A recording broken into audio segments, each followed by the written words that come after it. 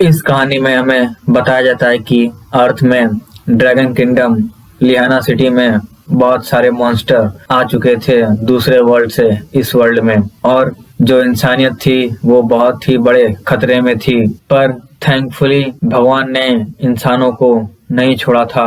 लोगों के हाथों के पीछे एक अलग तरीके का मार्क अपीयर होना स्टार्ट हो गया और उसके वजह से बहुत सारे स्पेशल क्लासेस अवेकन होना स्टार्ट हो गए उस मार्क के द्वारा।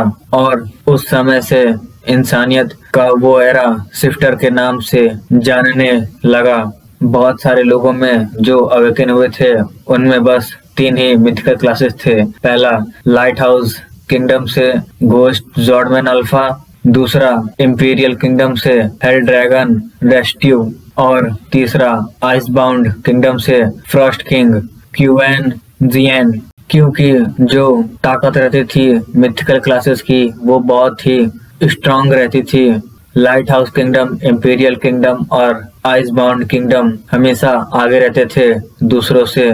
पर 100 साल पहले एक टैलेंटेड क्लास शिफ्टर अपीयर हुआ ड्रैगन किंगडम में, सबसे ताकतवर ड्रैगन किंगडम में जियोलियू, और उसको बस 10 साल लगे हाईएस्ट रिकॉर्ड सेट करने में चाइना में, और वो बन गया पहला एडेप्टस इस वर्ल्ड का। लेकिन जब स्ट्रॉन्गेस्ट लेवल के बीस्ट आना चालू कर दिए तब जियोलियू ने, जो कि 8th क्लास शिफ्टर था, उसने अकेले डिफेंड किया और उसने ड्रैगन किंगडम को बचा लिया और खुद को सेक्रीफाइस कर दिया। और आज 100th एनिवर्सरी है जियोलियू का। फिर हमें प्रेजेंट में दिखाया जाता है जहाँ पर हमें बताया जाता है कि जो मेमोरियल सर्विस होती है वो ड्रैगन किंगडम में हेल्ड होने वाली होती है उस दिन से पहले, जिस दिन टॉप क्लास शिफ्टर आने वाले रहते हैं ड्रैगन किंगडम में। और उसी समय डाटा के अकॉर्डिंग टोटल 12 मिलियन लोगों ने पार्टिसिपेट किया था अवेकनिंग के लिए इस किंगडम में। इस साल 11% इंक्रीज हुआ है कंपेयर टू, और यह 11% इंक्रीज हुआ है अगले साल के कंपेयर में, और हाईएस्ट रिकॉर्ड बनाया है 110 सालों में। और उसमें से जो क्लास शिफ्टर अकाउंट का कोर रहता है वो 10% बढ़ चुका है, जो कि उस रिकॉर्ड से आगे बढ़ गया है जब जियोलियू बॉर्न हुआ था।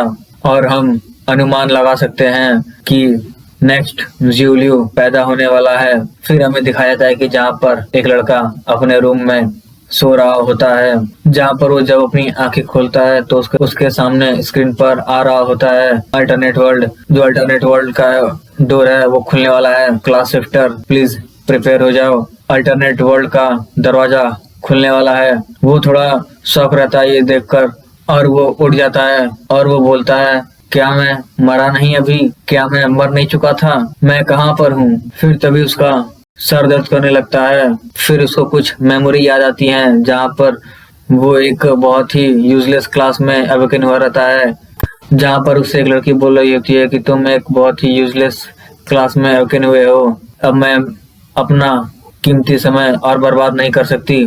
फिर कोई और कुछ बोल रहा होता है। फिर कोई नर्स उसे बोल रही होती है कि ज़ेंग यू, तुम्हारे छोटे भाई का बिल 2 महीने से रुका पड़ा है, अगर तुम उसे पे नहीं कर सकते तो उसे घर लेके जाओ। अगर कोई गरीब इंसान अवेकन हुआ है बीस्ट टाइमर में तो वो अल्टरनेट वर्ल्ड में जल्द ही मर ही जाएगा।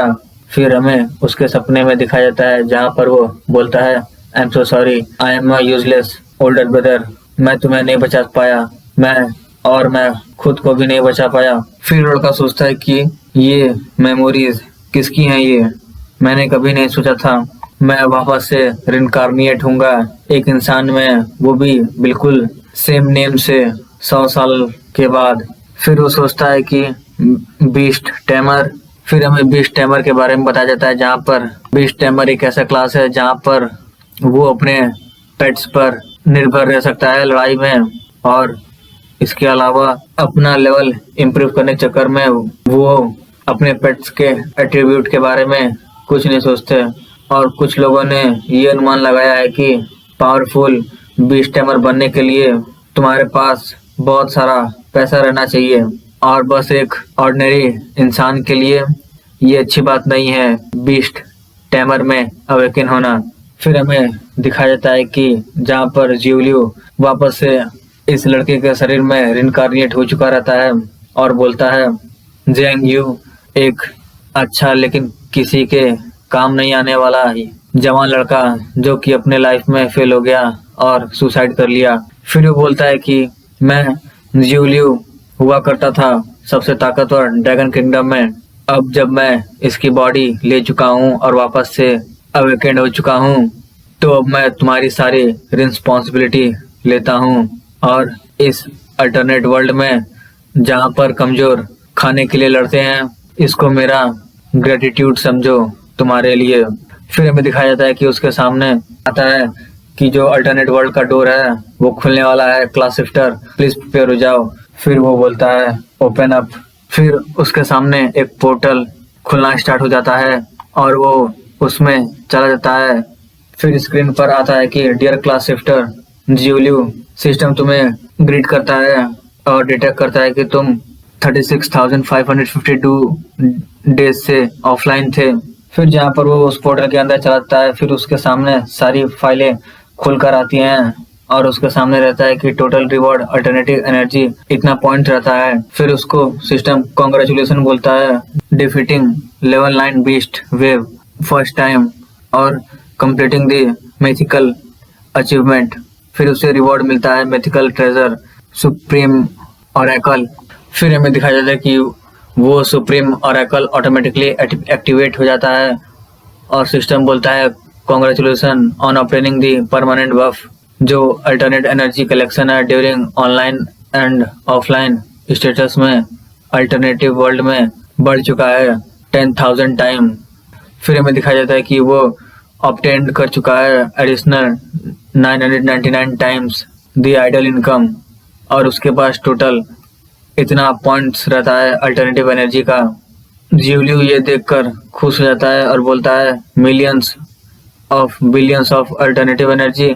बहुत सारे जो advance beast wave alternative world में हैं और जो रिवॉर्ड है इसको कंप्लीट करने का पहली बार वो बहुत ही रिच है। फिर हमें दिखाया जाता है कि उसके सामने सिस्टम उसको एक क्लास रिसेट का ऑप्शन देता है, चूज करने के लिए बोलता है कोई भी एक 7 मिथिकल कोर क्लासेस में से, जहाँ पर उसको एक नाइट, वॉरियर, असैसिन, प्रिस्ट, मेज, आर्चर, बीस्ट टैमर का ऑप्शन रहता है चूज करने के लिए। वो सोचता है 100 साल पहले मैं टॉप टायर वॉरियर में अवेकन हुआ था और सबसे स्ट्रॉन्गेस्ट कोर क्लास था अल्टरनेटिव वर्ल्ड में, वो एक बीस्ट टैमर का था। अल्टरनेटिव वर्ल्ड में बस अल्टरनेट एनर्जी की रिक्वायर्ड रहती थी खुद को इम्प्रूव करने के लिए और जो पेट्स रहते थे वो इसको और भी डिफिकल्ट कर देते थे डेवलप करने में। लेकिन अब जब मैं वापस से रिइंकार्नेटेड हो चुका हूँ और मेरे पास अब मिलियंस ऑफ आइडल रिवॉर्ड्स हैं, तब मेरी पहली चॉइस एक नेकोमर होगा।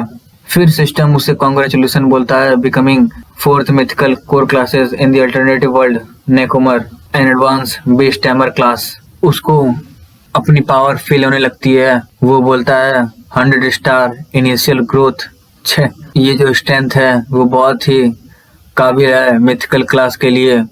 जो पेट का इंटेलिजेंस रहेगा वो नॉर्मली एक बीस्ट टैमर ऑब्टेन करता है मिशन रिवॉर्ड के चलते और उसकी क्वालिटी इम्प्रूव नहीं हो पाती, पर एक नेकोमर बस अपने पेट को ही इवॉल्व नहीं कर सकता बल्कि दूसरे मॉन्स्टर को भी अपना पेट बना सकता है। ये सच में एक मिथिकल क्लास है।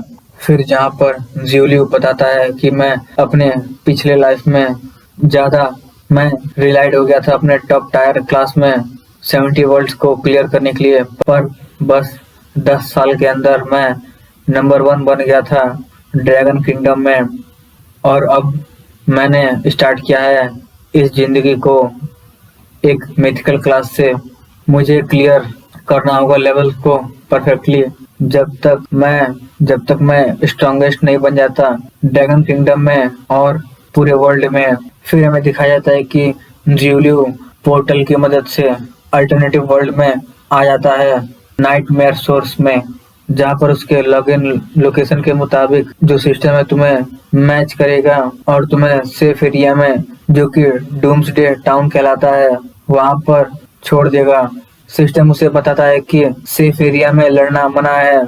फिर सिस्टम उसे बताता है कि क्या वो कंटिन्यू करना चाहता है जियोलियो के आईडी से, अगर नहीं तो दूसरी आईडी कंफर्म करे। फिर जियोलियो बोलता है नहीं, नई आईडी सेट करो जीरो के नाम से। फिर जियोलियो उस डूम्सडे टाउन में आ जाता है और इस लाइफ में मैं जियोलियो के एक्सिस्टेंस को पार कर दूंगा और जो चीज सबको पीछे छोड़ेगी वो बस जीरो रहेगा। फिर हमें जियोलियो को दिखाया जाता है जहाँ पर वो टाउन के अंदर आ चुका रहता है। वहाँ पर एक लड़की बोलती है क्या एक अल्टरनेटिव वर्ल्ड है? मुझे ये बिल्कुल रियल वर्ल्ड जैसा लग रहा है।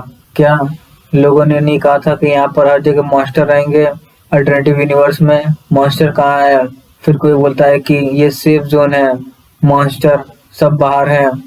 फिर जहाँ पर सिस्टम बताता है कि फर्स्ट वर्ल्ड क्वेस्ट है जो अनाउंस हो चुका है और जो कि देखा जा सकता है मिशन एंट्रेंस पर। फिर सब लोग बोलते हैं कि मिशन चालू हो गया, क्या किसी को टीम अप करना है? क्या हम सब एडवांस में प्रिपेयर रहे? फिर जियोलियो ये देखकर सोचता है कि लगता है ये लेआउट अल्टरनेटिव वर्ल्ड का ज्यादा नहीं बदला है, चलो पहले चलकर कुछ इक्विपमेंट्स खरीदते हैं और फिर क्वेस्ट को करते हैं। फिर जियोलियो एक वेपन के शॉप पर चला जाता है।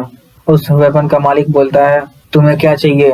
जहाँ पर जियोलियो सोचता है कि जो सिस्टम के इक्विपमेंट्स है वो सेम ही है और बस कुछ बेसिक अनडिफाइंड प्रोडक्ट है और यहाँ पर सबसे बढ़िया इक्विपमेंट है 1 स्टार। जहाँ पर उस शॉप का मालिक बोलता है कि मेरे दोस्त अगर तुम सेटिस्फाइड नहीं हो इन सब से तो मैं तुमको और भी बेटर क्वालिटी के इक्विपमेंट्स दिखा सकता हूँ, पर इसके कुछ ज्यादा कॉपर कॉइन्स लगेंगे।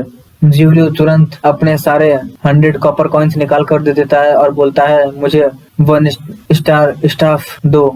सब लोग थोड़ा शॉक हो जाते हैं जियोलियो को ये करता देख। फिर जियोलियो को कुछ लोग बोलते हैं कि डूड कि जो नए लोगों को गिफ्ट पैकेज रहता है वो बस 100 कॉपर कॉइन ही रहता है और तुमने सब कुछ खर्च कर दिया। हाँ ये सही है, 1 स्टार स्टाफ तुम्हें ज्यादा अटैक पावर नहीं दे सकता और ये कॉस्ट इफेक्टिव भी नहीं है कि 1 स्टार वेपन को खरीदा जाए जो कि अनरिफाइंड प्रोडक्ट है। जियोलियो वहां से चला जाता है और बोलता है मुझे बताने के लिए शुक्रिया। फिर जहाँ पर एक लड़की बोलती है कि जो वेपन होते हैं हायर स्टार रेटिंग के रिफाइन किए जा सकते हैं उन सबके एट्रीब्यूट, और इसके चलते क्या उनका अटैक पावर इंक्रीज नहीं होगा? वो लड़का बताता है कि रिफाइनमेंट करने के लिए इक्विपमेंट का अल्टरनेटिव एनर्जी चाहिए रहता है जो कि बस स्मॉल अमाउंट में मिलता है मॉन्स्टर्स को मारने पर क्वेस्ट में, और इतनी प्रीशियस थिंग इनफ अपग्रेड नहीं हो सकता। और किसी ने 1 स्टार स्टाफ को रिफाइन किया तो मुझे लगता है कि उसके सिर में सच में छेद है। कुछ लोग बोलते हैं कि उसने सारा पैसा खर्च कर दिया और उसके पास कोई डिफेंस नहीं है। ये लड़का सच में एक डिजास्टर से सफर करेगा। मुझे नहीं पता कि वो किस कंट्री से आया है, पर मुझे पता है कि उसके पास नॉलेज बिल्कुल नहीं है। कोई फर्क नहीं पड़ता इस समय यहाँ पर बाहर डिफिकल्ट है प्रोग्रेस करना बिना मनी के। फिर यहाँ पर जियोलियो बताता है कि एवरेज न्यू क्लास शिफ्टर के लिए ये कॉस्ट इफेक्टिव नहीं है। ये सच में अच्छी बात नहीं है कि पूरा पैसा खत्म कर दे, वही बस एक 1 स्टार इक्विपमेंट में जो अल्टरनेटिव एनर्जी है ऑर्डिनरी क्लास शिफ्टर के लिए, जो कि एक मॉन्स्टर को मारने पर मिलता है जो बहुत ही लिमिटेड है और ये उन सब के लिए इम्पॉसिबल है 1 स्टार इक्विपमेंट को रिफाइन करना। फिर जियोलियो हंसते हुए बोलता है ये शर्म की बात है कि मेरे पास कमी नहीं है। फिर जियोलियो अपने 1 स्टार इक्विपमेंट को रिफाइन करना स्टार्ट कर देता है अपने अल्टरनेटिव एनर्जी से, जहाँ पर वो देख के बोलता है यस यस, जहाँ पर सिस्टम उसे बोल रहा होता है कि do you want to refine. जियोलियो बोलता है कि yes yes continue don't stop, जहाँ पे उसके सामने सब लिखा था कि refinement success, refinement success, refinement success, refinement fail, refinement fail, ये सब उसके सामने आ रहा होता है। तभी भी वो रिफाइन कर रहा होता है। फिर आखिर में जाकर सक्सेस हो जाता है रिफाइनमेंट उस स्टाफ का, और उसके सामने स्क्रीन पर आता है कि जो इक्विपमेंट है वो इंक्रीज हो चुका है उसके हाईएस्ट लेवल तक, जहाँ पर ज्यूलियो बोलता है कि रिफाइन करना वो भी 132 टाइम्स एक बार में, और जो अल्टरनेटिव एनर्जी के पोटेंशियल है हंड्रेड्स ऑफ बिलियंस ऑफ। फिर हमें ज्यूलियो को दिखाया जाता है जहाँ पर वो अपने इक्विपमेंट को पकड़कर बोलता है लड़ाई के प्रिपरेशन कंप्लीट हो गया, चलो अब शो को स्टार्ट करते हैं। तो यहाँ पे खत्म होता है हमारा वीडियो। अगर आपको वीडियो पसंद आया तो वीडियो को लाइक और चैनल को सब्सक्राइब करें। मिलते हैं आपसे नेक्स्ट पार्ट में।